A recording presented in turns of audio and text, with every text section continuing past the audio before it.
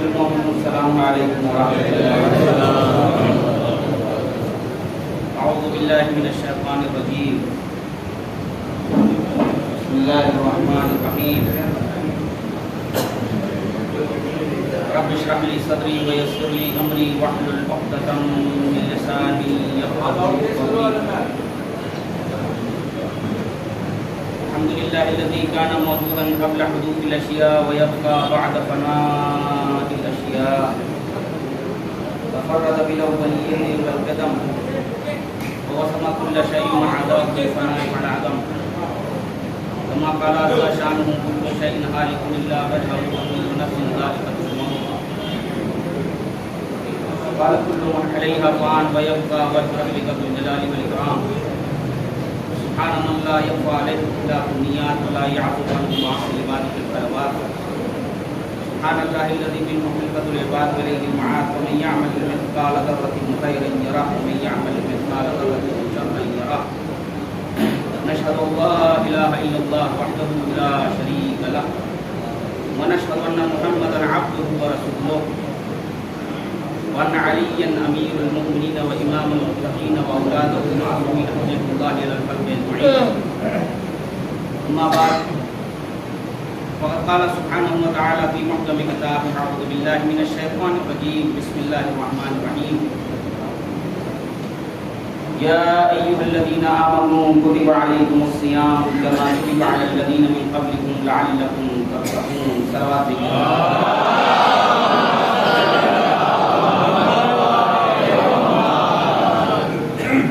گرامی قدر، میں بارگاہ رب العزت میں سوالی ہوں، دعا ہوں کہ اللہ رب العزت آپ سب سے، ہم سے اور ساری دنیا میں جہاں جہاں بھی اس کے بندگان اس کی بارگاہ میں حاضر ہو کر اپنی بندگی کا شکر دے رہے ہیں۔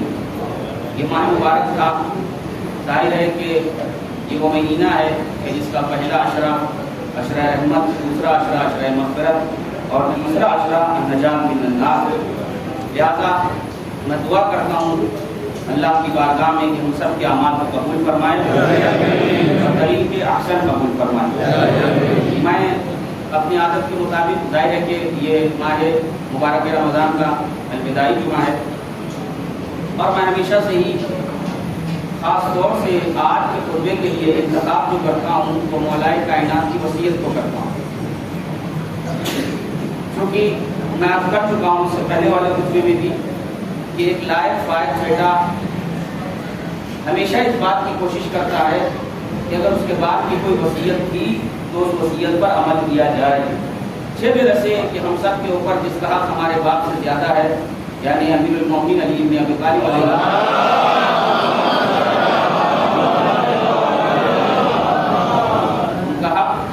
ہم سب پر ہمارے والدین سے زیادہ ہے، لہذا اگر وہ کوئی وصیت کر رہے ہیں تو ہم میں سے ہر ایک کو یہ بات پتہ ہونا چاہیے کہ امیر کائنات نے دنیا کو رخصت کہنے سے پہلے، اپنی شہادت سے پہلے کیا وصیت کی تھی، کیا چاہتے تھے مولائے کائنات، ہم سے مطالبات کیا تھے، مولائے کائنات ہمیں کمالات کی کس منزل پہ لے جانا چاہتے تھے۔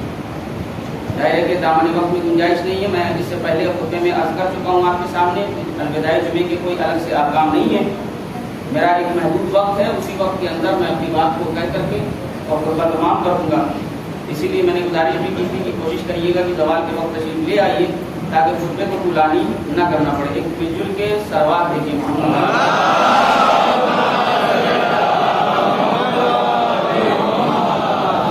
سب سے پہلے عرض کر دوں کہ یہ وصیت مفتی جعفر حسین صاحب اللہ مقامہ کی جو ترجمہ شدہ نہج البلاغہ ہے اس کے اعتبار سے مکتوب نمبر 47 ہے کہ جس میں مولائے کائنات کی وصیت کو درج کیا گیا ہے کہ مولائے کائنات نے کیا وصیت کی ہے ہر اس انسان کے لیے جو کمال تک پہنچنا چاہتا ہے۔ میں محدود نہیں کروں گا کہ یہ وصیت شیعہ نے علی بن ابی طالب علیہ السلام کی،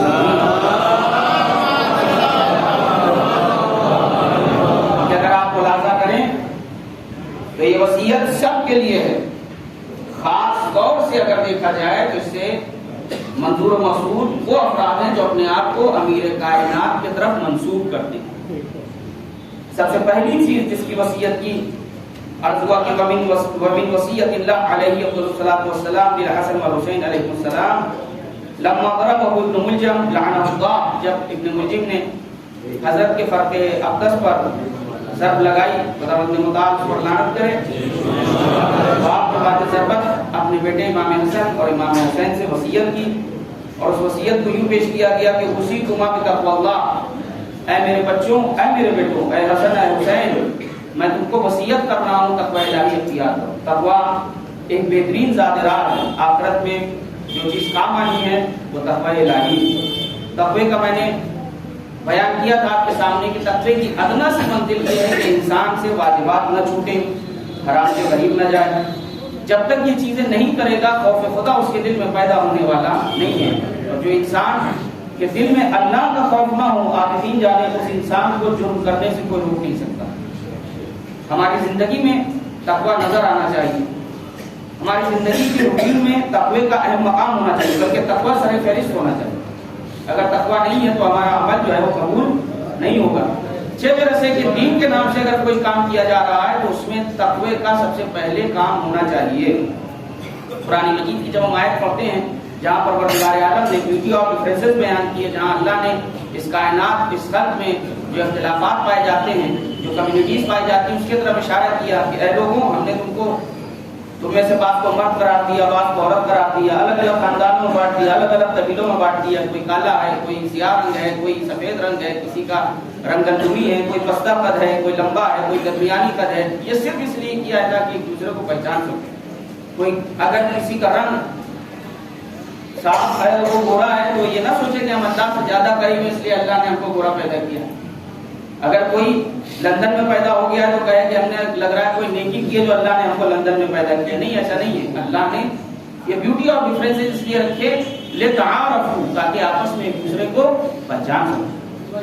اور ظاہر ہے کہ آنے والے وقت میں ہم آپ دیکھ رہے ہیں کس طریقے سے لوگ نسل و رنگ اور رشتہ داری کو معیار بناتے ہیں، لہذا پروردگار اعظم نے اعلان بھی کر دیا کہ ان اکرمکم عند اللہ اتقاکم۔ دیکھو خبردار، یہ الگاؤ جو اپنے درمیان دیکھ رہے ہو، جو اختلافات دیکھ رہے ہو، قطعی اختلاف میں اگر کوئی کسی بھی اعتبار سے اپنے آپ کو بہتر سمجھ رہا ہے تو غلطی کر رہا ہے۔ اس لیے بہتری کا معیار تقویٰ ہے، اور صرف تقویٰ ہے۔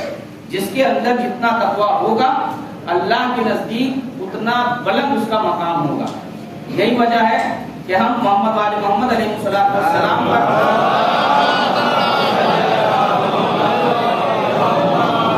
کسی کو بھی فوقیت نہیں دیتے۔ وجہ یہ ہے کہ ان سے زیادہ کسی نے تقویٰ نہیں اختیار کیا، لہٰذا ہم نے ان سے زیادہ کسی کو بعد خدا، ان سے زیادہ کسی کو نہیں مانا۔ تو سب سے پہلے ارشاد ہوا کہ میں تم دونوں کا نصیحت و وصیت کر رہا ہوں تقویٰ الہی اختیار کرو۔ ظاہر ہے کہ ہم اور آپ گفتگو کریں، ایک عام خطیب گفتگو کرے، ایک عام واعظ گفتگو کرے، ایک عالم گفتگو کرے، تو ممکن ہے کہ گفتگو میں کوئی کجمت بیانی ہو جائے، تقدیم و تاخیر بلا وجہ ہو جائے، لیکن امیر کائنات اگر وصیت کرے اور سب سے پہلی بات اگر تقوی کی کرے تو اس کا مطلب یہ ہے کہ معاشرے کو سب سے زیادہ جو ضرورت ہے وہ تقوی الہی کی۔ تقوی الہی اختیار کرو، اور اس کے بعد وَأَن لَا تَقْيَ الدُّنْيَا وَإِن بَغَتْكُمَا، اور دیکھو خبردار، دنیا کے دلدادہ نہ بننا، دنیا کے خواہش مند نہ بننا۔ دنیا لاکھ تمہارے پیچھے پڑی رہے، لیکن یاد رکھنا اللہ نے تمہاری منزلت آخرت کو قرار دیا۔ دنیا آخرت کمانے کا ذریعہ ہے، دنیا آخرت برباد کرنے کا ذریعہ نہیں۔ اور اگر کوئی تم کو دنیاوی چیزوں سے محروم کر دے اپنے حق تک پہنچنے سے، اور تم نے کوشش کی ہو مگر محروم رہ گئے، تو افسوس نہ کرنا، اس لیے کہ اگر اللہ اور آخرت کے لیے تم نے دنیا کی کوئی چیز چھوڑی ہے تو یقین جانو کہ آخرت میں جو ملنے والا ہے وہ اس سے کہیں زیادہ بلند ہے، اور اس سے کہیں زیادہ قادر باقی رہنے والا ہے۔ میں جلدی سے عرض کر دوں کیونکہ ظاہر کہ کوئی وصیت شاید نہ پڑھ پاؤں، اور اس کا فرمایا قولا بالحق، اور دیکھو ہمیشہ حق گوئی سے کام لینا، ڈرنا نہیں، کسی کا خوف نہ کھانا۔ اگر وقت پڑ جائے تو جب بھی تمہارے زبان سے جاری ہو حق پر جاری ہو۔ ہم خوب جانتے ہیں کہ امام حسن بعد مولائے کائنات اسرار امامت ان تک منتقل کیے گئے، رسول مقبول نے دونوں کے لیے ارشاد فرمایا تھا کہ یہ میرے بیٹے حسن اور حسین امامان، یہ دونوں امام ہیں، قاما اور قعدا، چاہے بیٹھ جائیں اور چاہے کھڑے ہو جائیں، یہ امام۔ ظاہر سی بات ہے کہ مولائے کائنات کا وصیت کرنا امام حسن کی طرف یہ امام حسن مقصود و منظور نہ ہو، بلکہ ہم اور آپ منظور تھے کہ جب بھی کہنا حق بات کہنا، باطل کے طرفدار مت بننا۔ باقی میں کوئی مزداق ذکر نہیں کروں گا، ہر انسان اپنے اپنے اعتبار سے دیکھے کہ آیا جب بھی کوئی وقت پڑتا ہے تو حق کے ساتھ کھڑے ہوتے ہیں یا نہیں کھڑے ہوتے، اس کے بارے میں کوئی دوسرا فیصلہ نہیں کر سکتا۔ ایک دوسرے پہ الزام لگانا، ایک دوسرے پہ تہمتیں لگانا، ایک دوسرے پہ بہتان لگانا، یہ دشمنان اہل بیت کا کام ہے، اہل بیت کے دوستداروں کا کام نہیں ہے۔ اس کے بعد انتہائی اہم وصیت کی کونا للظالم خصما وللمظلوم عونا۔ اے میرے بچوں، دیکھو خبردار، کبھی مظلوم کے کبھی ظالم کے ساتھ ہی نہ بننا، ہمیشہ مظلوم کا ساتھ دینا۔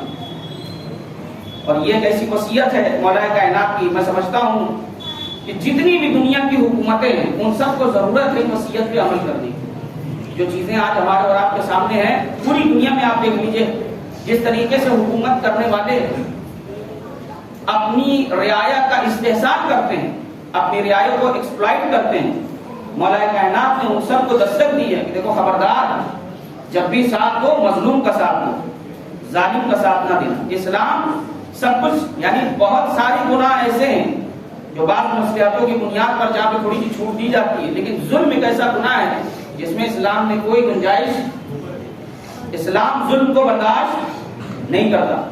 آج ضرورت ہے اس وقت ہمارے اور آپ کے لیے کہ ہم پہلے جانیں کہ ظلم کہتے کس کو ہیں، ظلم کا مطلب کیا ہے۔ اگر ظلم کا مطلب ہی نہ پتا ہو تو پھر ساتھ آدمی کس کا دے گا۔ پہلے آدمی کو یہ پتا ہو کہ اس قضیے میں ظالم کون ہے، مظلوم کون ہے۔ آج کتنے لوگ آپ نے دیکھا ہوگا جو آج تک فیصلہ نہ کر پائے کہ کربلا میں حق پہ کون تھا، جو آج تک فیصلہ نہ کر پائے کہ جنگ صفین پہ حق پہ کون تھا۔ تو اس کا مطلب یہ ہے کہ امت اسی میں الجھی ہوئی ہے کہ ظالم کون ہے، مظلوم کون ہے۔ جب تمہیں یہی نہیں پتا ظالم کون ہے، مظلوم کون ہے، تو ساتھ کس کا دو گے، چھوڑو گے کس کو۔ مجبوری ہے کہ ان کو بھی مان لو گے اور ان کو بھی مان لو۔ صلوات بھیجیے حضرت محمد۔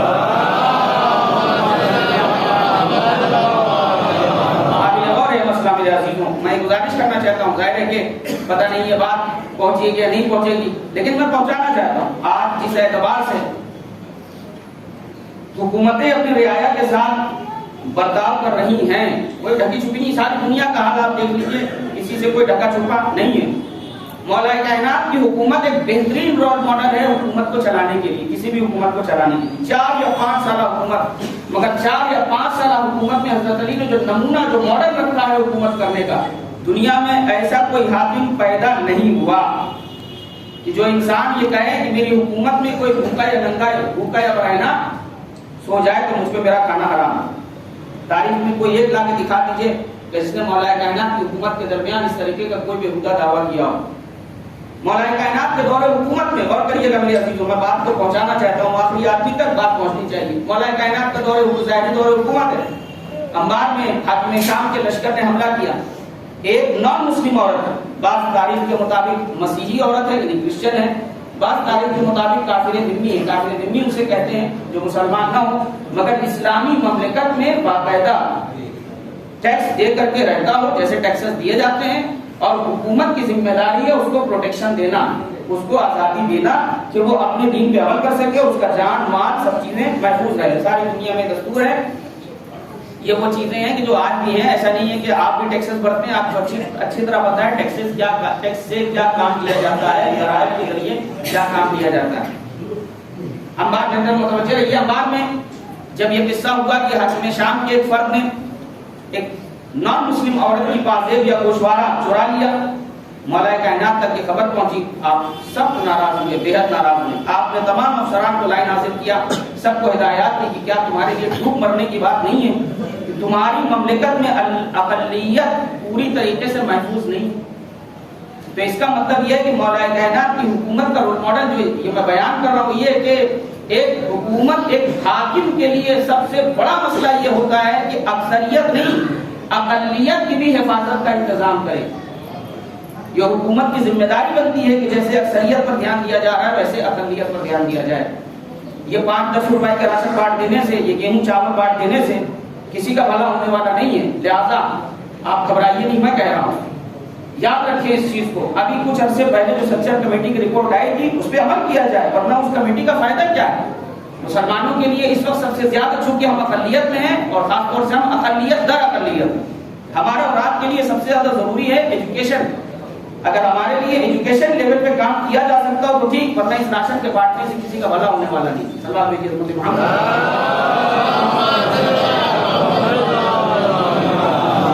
اور سرکاروں سے بھی کہیں زیادہ، سرکار تو بعد میں دھیان دے، پہلے ہمیں خود کو اپنے اوپر دھیان دینا چاہیے.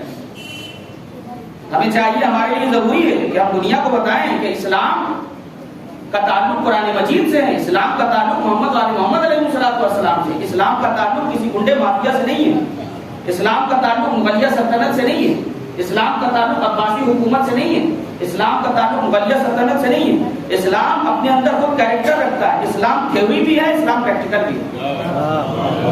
یعنی اسلام اپنے کیریکٹر میں بھی اتنا تنہا اور تشنا نہیں ہے کہ اس کو پہچاننے کے لیے چند منڈوں موالیوں کا سہارا لینا پڑے.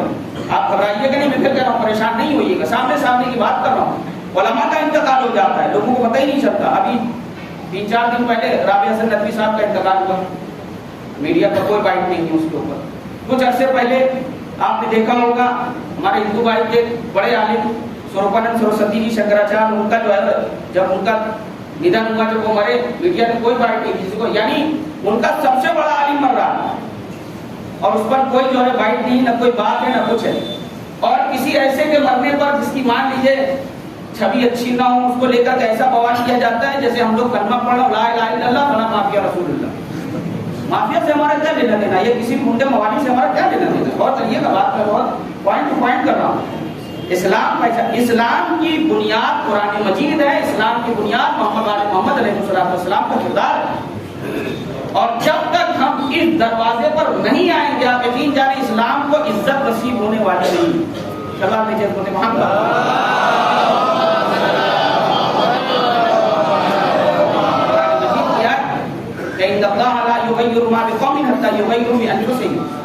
ہم اپنے لڑکوں کو پرانا کپڑا نہیں پہناتے، ہم اپنے لڑکوں کو اچھے سے اچھا نیا کپڑا پہناتے ہیں. تو کیا وجہ ہے کہ ہم کتابیں سیکنڈ ہینڈ ڈھونڈتے ہیں؟ بھائی کتابیں سیکنڈ ہینڈ ہم کیوں ڈھونڈ رہے ہیں؟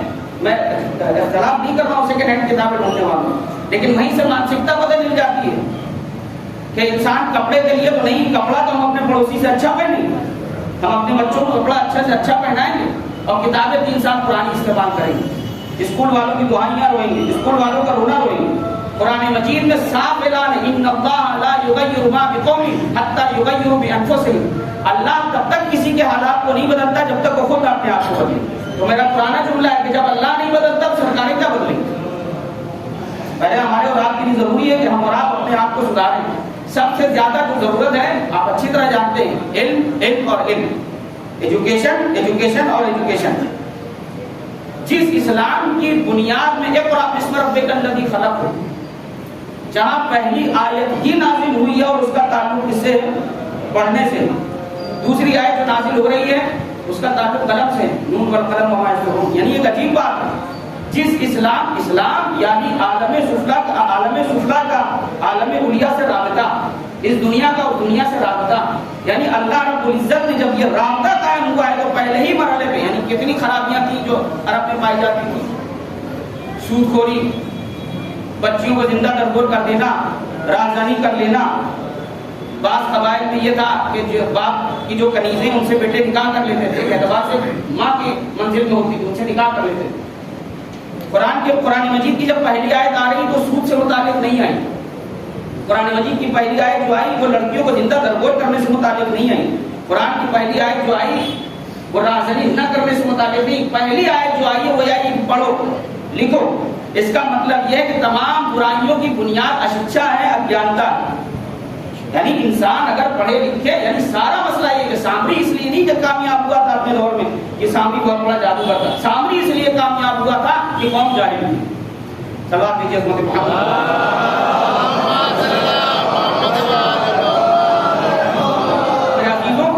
چھوٹے بھائیوں سے یہ خطاب کر رہا ہوں کہ زمانے غیبت میں تمہاری ذمہ داری اقلیت میں ضروری ہے کہ ہم آپ سمجھیں کہ اسلام نے اقلیت میں رہتے ہوئے کیا کیا ذمہ داریاں عائد کی. ہماری ذمہ داری اچھی طرح پڑھائی کرنے کی، ہماری ذمہ داری اچھی طرح اسٹڈی کرنے کی ہے. پالیٹکس ایک ایسی دنیا ہے جہاں جو ہوتا ہے وہ دکھتا نہیں، جو دکھتا ہے وہ ہوتا نہیں. لہٰذا غیر ضروری کاموں میں نہ الجھیں. آپ کی ذمہ داری، ہماری اور آپ کی ذمہ داریاں کہیں زیادہ ہیں. کہیں زیادہ ہماری اور آپ کی ذمہ داریاں ہیں. ایک جو میں پہلے بھی اشارہ کر چکا ہوں، آج بھی اشارہ کر رہا ہوں، 2 چیزیں جو بہت زیادہ کھوکھلا کر رہی ہیں اس وقت. ایک ہے بے روزگاری اور دوسری ہے تعلیمی مرحلے میں لوگوں کا پیچھے سے پیچھے آتا چلے جانا. کمپٹیشن کا جب معاملہ آتا ہے بچے پتہ نہیں کیوں ڈونیشن کی طرف راغب ہوتے، ڈونیشن دے دے کے پڑھنے کو زیادہ ترغیب کی جاتی ہے، جبکہ ایسا نہیں. کوشش کرنا چاہیے کہ ہم کوشش کریں جہاں تک ہو سکے کمپٹیشن میں بیٹھیں اور اس پہ کمپٹیشن نکالنے کے بعد اپنی پڑھائی کو آگے لے کر کے جائیں. اپنے والدین کا ہاتھ پٹائیں، اپنے بڑوں کو سنیں، اپنے بڑوں کا کہنا مانیں. یاد رکھیے میرے عزیزوں، آج اگر ہم نے اپنے بڑوں کی قدردانی نہیں کی، اپنے بڑوں کی عزت نہیں کی، تو کل تیار ہو جائیے اپنے چھوٹوں سے بھی ذلیل ہونے کے لیے. صلوات بھیجیے خود محمد.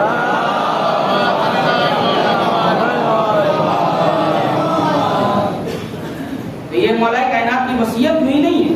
جب تک انسان پڑھے گا نہیں لکھے گا نہیں، اسے کیا پتا ہوگا کہ کیا صحیح ہے اور کیا غلط ہے. جذبات میں آ کے کسی چیز کا ساتھ دے دینا، کسی چیز کا سمرتھن کر دینا، کسی موقف کے ساتھ کھڑا ہو جانا، یہ ہم پر بہت بڑا سوالیہ نشان بنتا ہے.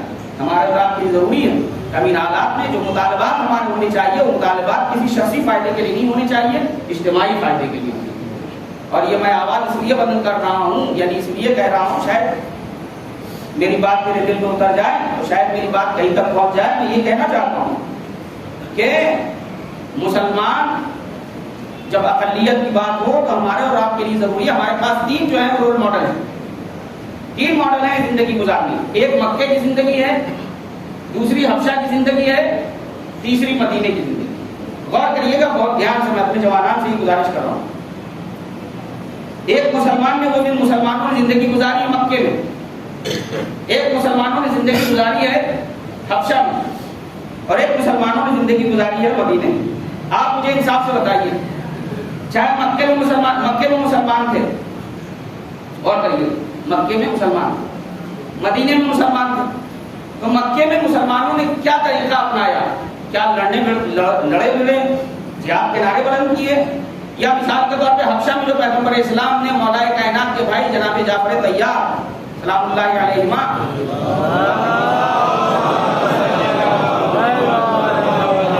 آپ کی سرپرستی میں جو ڈیلیگیشن بھیجا تھا، آپ جا کر کے پڑھیں وہ ہدایات، جو کہ مسلمان جب گیا ہے حبشہ میں تو اقلیت میں تھا. اقلیت مطلب السنکھیک تھا. پوری مملکت حبشہ کی جو تھی وہ مسلمان نہیں تھی، وہ کرسچن، وہاں پر جو دین رسمی دین تھا وہ کرسچینٹی تھا، سب کرسچن تھے. مگر چند مسلمانوں نے یعنی 80 افراد پر مشتمل یہ قافلہ اور یہ قبیلہ، یہ ڈیلیگیشن جو گیا اور جانے کے بعد وہ کردار پیش کیا کہ پوری مملکت اپنے آپ مسلمان ہو گئی. یعنی جو مغلیہ سلطنت تلوار لے کے نہ کر پائی وہ رسول کے حکم پہ مسلمانوں نے کردار سے کر لی. یہ قابل غور ہے یہ مسئلہ کہ مثلا یہ یوں ہی ہوا میں نہ اڑا دیجیے گا اس بات کو کہ کیا وجہ ہے کہ ان 83-100 افراد نے تاریخ لکھ دی اپنے آپ میں، اور اس کے بعد جو ہم دیکھ رہے ہیں وہ عجیب غریب حالات دیکھ رہے ہیں. ہمارے اور آپ کے لیے ضروری ہے میرے عزیزوں، ہمارا کو دل لگائیں، قرآن مجید سے دل لگائیں، اسلام کی بنیادی تعلیمات سے دل لگائیں. دنیا میں کسی بھی ایسے فرد کو اپنا رول ماڈل نہ بنائیں جس کی قرآن اور اسلام نے ذمہ داری نہ لی ہو. ہمارے لیے رول ماڈل، میں نے آپ سے پہلے بھی کہا، جب بھی کہہ رہا ہوں، ہمارے لیے رول ماڈل وہی ہے جس کے طرف قرآن نے اشارہ کیا ہے، جس کے طرف آپ نبی حضرت محمد مصطفیٰ صلی اللہ علیہ وسلم. اس کے بعد جب ہم ڈفرینٹ کمیونٹیز کے بیچ میں رہ رہے ہیں، مختلف زبانیں ہیں، مختلف ادیان ہیں، مختلف کلچرز ہیں، آپ خود اندازہ کر سکتے ہیں پوری دنیا میں ہمارا ہندوستان ڈائیورسٹی کے نام سے جانا جاتا ہے، جہاں اتنے ادیان، اتنی زبانیں، اتنے مختلف لوگ، لیکن اس کے باوجود کس طریقے سے ملک میں لوگ رہتے ہیں. یہ ہماری ذمہ داری ہے کہ ہم بھی اسی طریقے سے اپنی روش حیات رکھیں کہ باہری دنیا میں ہمارے ملک کی جو ایک شخصیت بنی ہوئی ہے، ایک وقار بنا ہوا ہے، وہ پامال اور ضائع نہ ہو. چلا دیجیے تو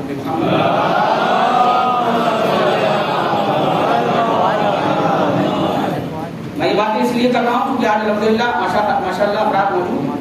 مدد کریے ایک دوسرے کی. اگر کوئی اچھی جگہ تک پہنچ گیا ہے وہ اپنے دوسرے کی مدد کر سکتا ہے تو مدد کرے. اگر ایجوکیشن میں مدد کر سکتا ہے تو ایجوکیشن میں مدد کرے. مالی اعتبار سے مدد کر سکتا ہے تو مالی اعتبار سے مدد کرے. اگر روزگار میں اسے کوئی کسی طریقے کی امداد فراہم کر سکتا ہے تو اس کی امداد فراہم کرے. اسی کو ہمدردی کہتے ہیں. یہی اسلام کا پہلا ہمدردی کا اصول ہے. یعنی صرف لفاظی کرنا، صرف باتیں کرنے سے معاملات حل نہیں ہوتے. آپسی اختلافات سے کبھی کسی کا بھلا نہیں ہوا ہے. دیکھیے صاف وصیت ہے مولا کائنات کی. صلوات دیجیے حضرت محمد. جدید اذکر آپ نے فرمایا اللہ اللہ فی الایتام، دیکھو خبردار یتیموں سے خبردار رہنا. اللہ اللہ فی جیرانکم، اپنے پڑوسیوں کا خیال رکھنا. اللہ اللہ فی القرآن، دیکھو قرآن مجید سے آگاہ رہنا، قرآن کو کبھی نہ چھوڑنا. تمہارے غیر تمہارے قرآن میں ان سے آگے نہ بڑھ جائیں.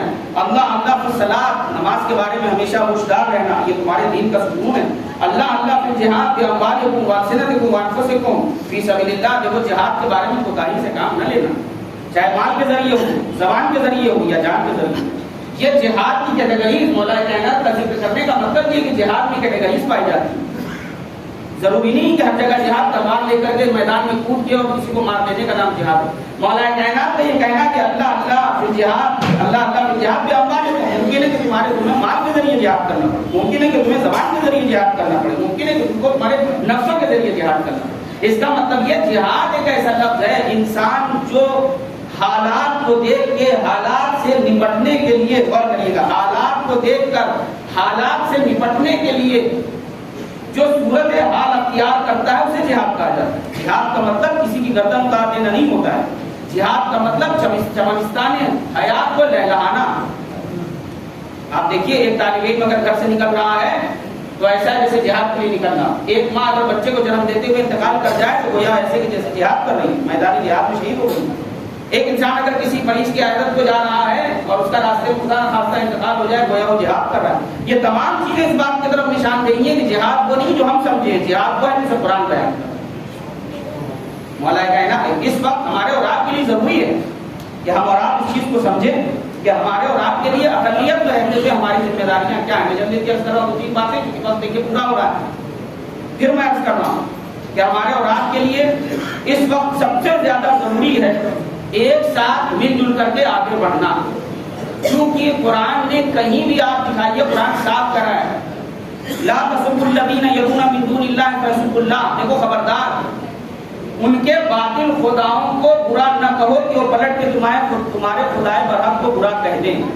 ہم قرآن مجید کو کیوں بھول جاتے ہیں؟ کوئی آرٹسٹ اٹھتا ہے الٹی سیدھی تصویر بنا دیتا ہے کسی بھی دین کے متعلق. کوئی شاعر اٹھتا ہے وہ کسی دیوی دیوتا کی توہین کر دیتا ہے. کوئی آدمی کوئی نیتا اٹھتا ہے وہ دوسروں کے معتقدات پہ جو ہے وہ الٹی سیدھی باتیں کرتا ہے. نتیجہ یہ ہوتا ہے کہ پورے اسلام کے اوپر یہ کہا جاتا ہے بھائی مسلمان ایسا کرتے، مسلمان ایسا کرتے. میں پھر کہہ رہا ہوں اسلام مسلمان کے عمل کا ذمہ دار نہیں ہے، اسلام رسول اللہ کے عمل کا ذمہ دار ہے، آل رسول کے عمل کا ذمہ دار ہے. کہیں بھی قرآن نے دوسروں کے معتقدات کو ٹھیس پہنچانے کی اجازت نہیں کی. صاف ہے لا تسبوا الذین یدعون من دون اللہ فیسبوا اللہ. دیکھو دوسروں کے خداؤں کو برا. اور جب کہ ہم اتنی بڑی جمہوریت میں رہ رہے ہیں، ڈیموکریسی میں رہ رہے ہیں، تو ہماری اور ذمہ داری بن جاتی ہے کہ نہ ہم کسی کو ٹھیس پہنچائیں. ظاہر ہے کہ اگر آپ کسی کو نہیں چھیڑیں گے تو کوئی آپ کو نہیں چھیڑے گا. تو ہماری ذمہ داری بنتی ہے اور ہماری اور زیادہ بنتی ہے اقلیت در اقلیت رہتے ہوئے کہ ہم اپنے آپ کو سنواریں، اپنا قد بلند کریں، دوسروں کا قد چھوٹا کرنے کی کوشش نہ کریں. سلام دیجیے حضرت محمد.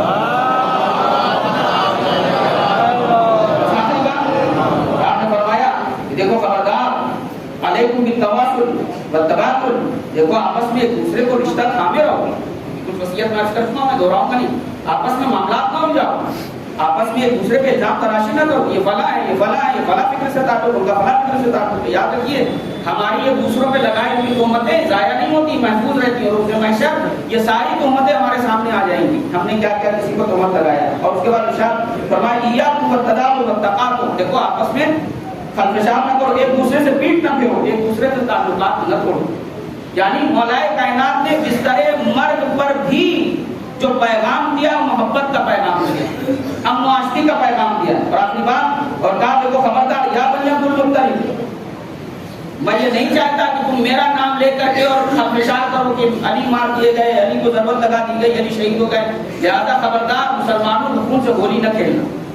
مجھے دکھائے کوئی دنیا کا ایسا حاکم جس کے پاس ساری چیزیں موجود ہوں، اس کے بعد اس نے صلح عاشقی کا یہ پیغام دیا. بس میں آخری بات کہہ کے میں یہاں پہ تمام کر رہا ہوں کہ میرا یہ مطالبہ ہے آپ سب سے کہ ہماری اور آپ کی ذمہ داری ہے ہم کسی ارے گرے بچوں غیروں کو اپنا رول ماڈل نہ بنائیں. ہمارے پاس بہترین نمونہ آل محمد کی صورت میں موجود. خدا کی قسم میں بات پوری ذمہ داری سے کہہ رہا ہوں کہ محمد آل محمد علیہ السلام کو مان کے ہم شرمندہ زمان نہیں ہیں.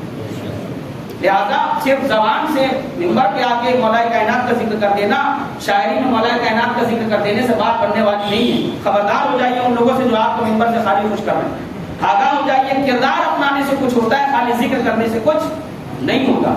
تو ہماری اور آپ کی ذمہ داری بنتی ہے کہ ہم مولا کائنات کی سیرت پہ چلیں، ان کی وصیت پہ چلیں، اچھا ماحول بنائیں، خود پڑھیں، دوسروں کو پڑھنے دیں، ایک دوسرے کی مالی مدد کریں۔ یاد رکھیے گا میرے عزیزوں کہ ہمارے اور آپ کے یہ سب کرنے سے ہی آل محمد علیہ السلام ہم سے خوش ہونے والے ہیں۔ اعوذ باللہ من الشیطان الرجیم، بسم اللہ الرحمن الرحیم، انا اعطیناک الکوثر فصلی لربک وانحر ان شانئک هو الابتر۔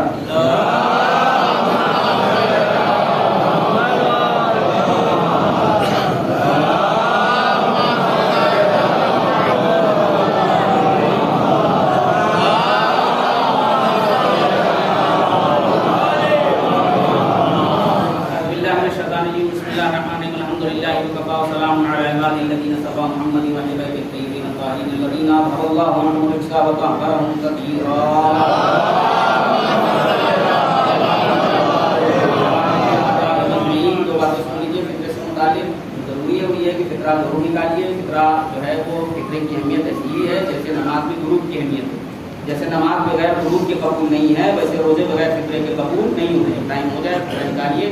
فطرے ماشاء اللہ آپ لوگ نکالتے رہتے ہیں، ساری چیزیں آپ کو پتہ ہیں، بس ایک تو غلط فہمی ہے، اس کو میں ذکر کرنا چاہتا ہوں۔ ایک چیز تو یہ فطرے میں یہ نہیں ہے کہ جو انسان کھاتا ہو وہ نکالے، فطرے میں جو اہل بلد کی مخلوق غذا ہے وہ نکالی جاتی ہے۔ اہل بلد جو زیادہ کھا رہا ہے، دیکھیے دو چیزیں ہیں، ایک ہے جنس معین کرنا، ایک ہے جنس کی قیمت معین کرنا۔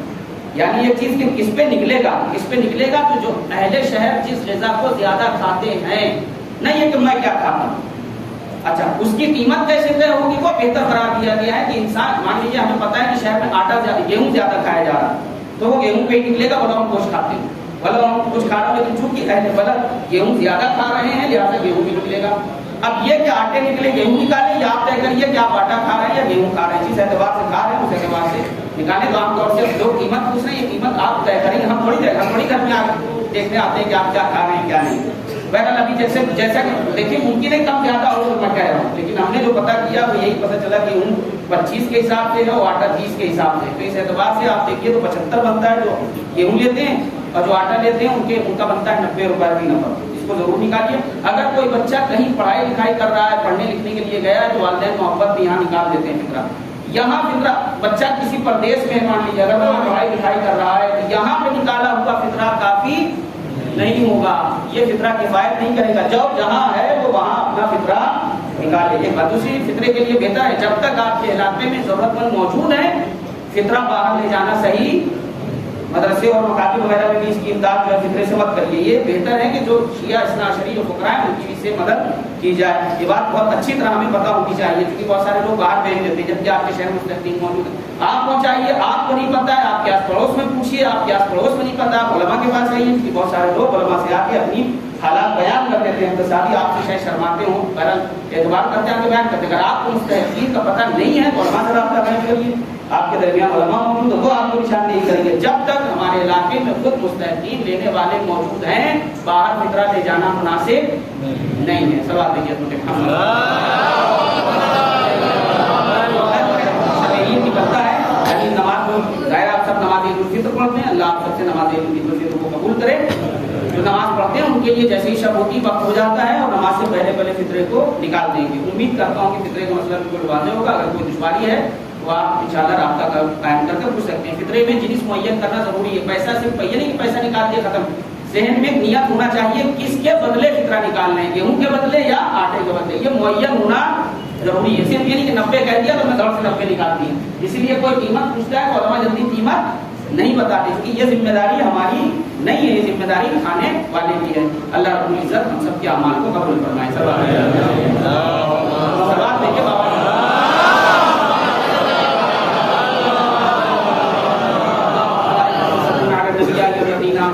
علیہ وسلم تسلیما۔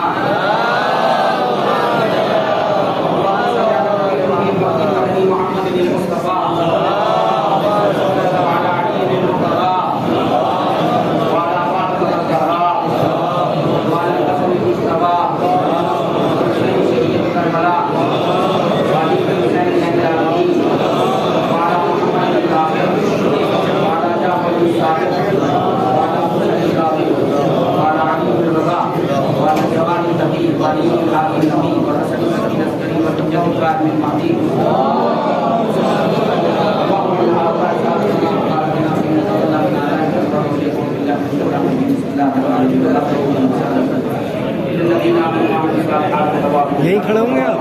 सब लोग मिलकर से सलवार पड़ी